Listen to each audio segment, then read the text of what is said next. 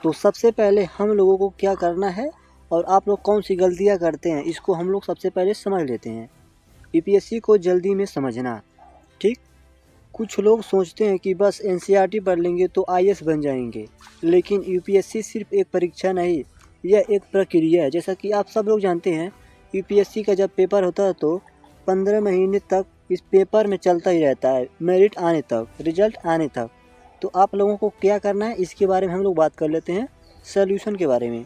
सबसे पहले आप लोगों को यूपीएससी का सिलेबस समझना होगा और इसका एग्ज़ाम पैटर्न और साथ में समय सीमा को समझना होगा कि यूपीएससी का सिलेबस क्या है, इसका एग्ज़ाम पैटर्न क्या है और इसका समय सीमा क्या है, मतलब किस समय नोटिफिकेशन आता है, कब एग्ज़ाम देना जाना होता है, वह सब आप लोगों को पता होना चाहिए। इस चैनल पर आप लोगों को बहुत सारी वीडियो मिल जाएंगी जो आपके लिए बहुत मददगार होंगे।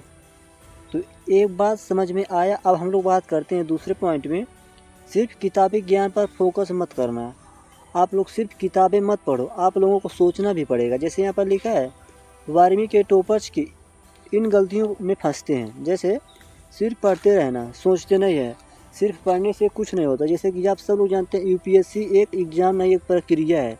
इसमें आप लोगों को रट्टू तोता नहीं बनना। इसमें आप लोगों को कंसेप्ट क्लियर होना चाहिए, तभी आप लोग किसी भी क्वेश्चन का आंसर दे पाएंगे। ठीक, सॉल्यूशन क्या है इसका, यूपीएससी में विश्लेषण, एनालाइज करें, लिंकिंग और करंट अफेयर की समझ ज़रूरी है। तो आप लोगों को यूपीएससी के एग्ज़ाम में आप लोगों को करंट अफेयर पर ज़्यादा ध्यान देना होगा। इससे पहले मैं एक वीडियो और बनाया था कि अगर आप हिंदी मीडियम से हैं तो ये मिस्टेक मत करना। इस वीडियो को जाकर ज़रूर देखिएगा आप लोग। ठीक, अगला पॉइंट, सिर्फ किताबी ज्ञान पर फोकस करना। इसके बारे में हम लोग बात कर चुके हैं। अब अगले पॉइंट में हम लोग बात करते हैं, कॉलेज या बोर्ड को इग्नोर करना। अगर आप 12वीं में हैं और 12वीं के पास हैं तो आप लोग 12वीं में हैं तो आप लोग एक गलती मत करिएगा, आईएएस बनना है तो बाकी सब फालतू है, यह सोचना नुकसान कर सकती है।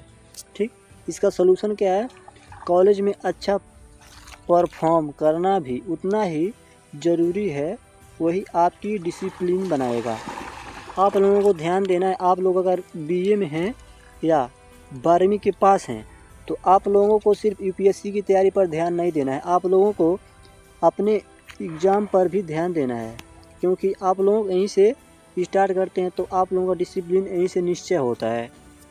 ठीक, अगला पॉइंट में हम लोग देखते हैं, अगर आपको वीडियो पसंद आ रहा होगा तो वीडियो को लाइक ज़रूर करिएगा और आपका कोई भी डाउट है तो प्लीज़ कमेंट बॉक्स में ज़रूर बताइएगा। देखो यहाँ पर सबसे इम्पोर्टेंट पॉइंट है, सही गाइडेंस लेना या यूट्यूब ओवरबोर्ड करना। ठीक, जैसे कि बहुत से बच्चे हर रोज़ 5 स्ट्रेटजी वीडियो देखते हैं, मतलब पढ़ने का वीडियो देखते हैं कि कैसे पढ़ना है, लेकिन खुद की स्ट्रेटजी कभी नहीं बनाते। तो आप लोगों से मेरा हाथ जोड़कर निवेदन है, आप लोग पढ़ने का अपना तरीका खुद बनाएं कि हम लोगों को कैसे पढ़ना चाहिए, मैं कैसे पढ़ने में अच्छा हूँ। ठीक, और इसका सलूशन है, एक मेंटर या सटीक सोर्स चुनें और उसी पर टिके रहें। जैसा कि आप सब लोग जानते हैं, इसमें एक किताब के लिए सिर्फ एक ही बार पढ़ना है। आप लोगों को 10,000 किताबों को बार बार नहीं पढ़ना है, एक किताब को 1000 बार पढ़ना है। ठीक ना, आप लोगों को एक सोर्स पर टिके रहना है। अगर आप किसी से गाइडेंस लेते हैं तो सिर्फ एक ही से गाइडेंस लें, नहीं कि आप लोग आज इसका वीडियो देख रहे हैं, कल इसका वीडियो, तो आप लोगों का बहुत दिक्कत हो जाएगा आगे चल कर के। इंग्लिश या लैंग्वेज से डरना, इंग्लिश लैंग्वेज से डरना। ठीक, कुछ छात्र सोचते हैं मेरी इंग्लिश कमज़ोर है और मैं कर पाऊँगा या मैं हिंदी मीडियम से कहूँ तो पीछे हूँ, लेकिन आप लोग ध्यान देंगे इसमें साफ साफ मैं आप लोगों को बता दूँ, कोई भी लैंग्वेज आपकी कमज़ोरी नहीं बन सकता है। ठीक ना, अगर आप लोगों को इंग्लिश नहीं आता तो घबराने की कोई बात नहीं है। अगर आप लोग चाहते हैं आप लोगों को अंग्रेजी पढ़ाया जाए तो आप इस कमेंट बॉक्स में एक बार इंग्लिश लिख देंगे तो आप लोगों के लिए एक कोर्स बना दिया जाएगा जिसमें आप लोगों को इंग्लिश पढ़ाया जाएगा। हिंदी मीडियम से भी आप लोग तैयारी कर सकते हैं। अगर आप लोगों को मीडियम में कन्फ्यूजन है तो आप लोग, एक वीडियो मैंने इस चैनल पर डाला तो इसको जाकर एक बार ज़रूर देख लीजिएगा। सॉल्यूशन, यूपीएससी भाषा नहीं विचार देखता है, मेहनत से सब संभव है। आप लोग सोच रहे हैं मेरा लैंग्वेज हिंदी है तो मैं सक्सेस नहीं हो पाऊँगा, यह आपका सबसे बड़ा गलती है, क्योंकि यूपीएससी ने साफ साफ कहा है, मुझे आपकी भाषा से नहीं आपके विचार से मुझे देखता हूँ, क्योंकि आप लोग अपने विचार को कैसे प्रेजेंट करते हैं इसके बारे में हम लोग जानते हैं, ठीक है ना। अब फाउंडेशन स्ट्रॉन्ग नहीं बनना, तो 12वीं के साथ एनसीईआरटी को ऐसे पढ़ें जैसे बस पढ़ना है, समझने की कोशिश नहीं करते, ठीक ना। आप लोगों को एनसीईआरटी पढ़ना है, पहली बार आप लोग पढ़ लेंगे, इसके बाद आप लोग दूसरी बार जब पढ़ेंगे तो नोट्स बनाएंगे, ठीक ना। इसका सलूशन क्या है, एनसीईआरटी को सोच समझकर पढ़ें, यही आपकी कोर बनेगी।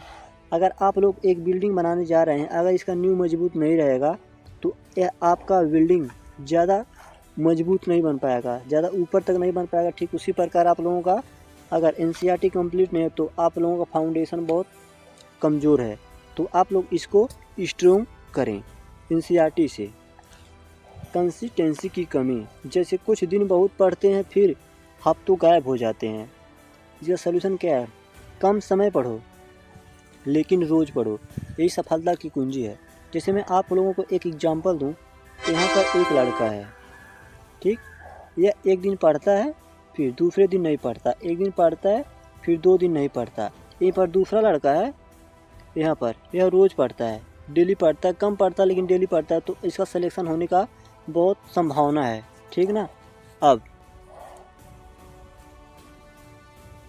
अगर आप भी 12वीं में हैं और यूपीएससी की तैयारी शुरू कर रहे हैं तो बहुत बड़ी बात है, बशर्ते आप सही दिशा में चलें। इन गलतियों से बचिए और एक लंबी लेकिन शानदार यात्रा के लिए खुद को तैयार कीजिए। ड्रीम यूपीएससी को सब्सक्राइब कीजिए और अपनी तैयारी को मजबूत बनाइए। कमेंट में बताइए आप किस क्लास में हैं और तैयारी की शुरुआत कब से की है, और आप लोग किस सन में यूपीएससी का एग्ज़ाम देना चाहते हैं। तब तक के लिए जय हिंद। अगर आप लोगों का कोई भी डाउट है तो कमेंट बॉक्स में ज़रूर पूछिएगा, जिसका रिप्लाई आप लोगों को तुरंत मिल जाता है।